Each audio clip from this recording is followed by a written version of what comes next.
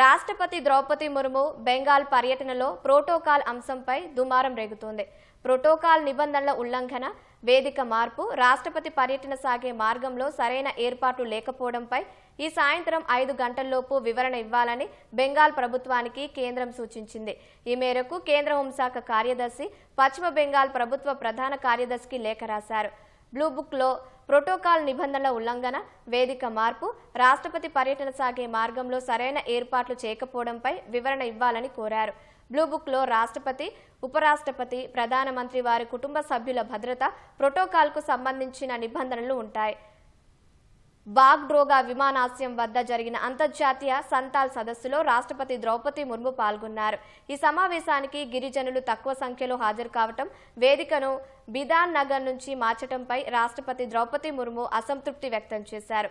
అంతేకాకుండా సీఎం మమతా బెనర్జీ, ఆమె కేబినెట్కు చెందిన మంత్రులు రాష్ట్రపతి పర్యటనకు దూరంగా ఉన్నారు. ఈ విషయాన్ని కేంద్రం సీరియస్గా పరిగణిస్తోంది.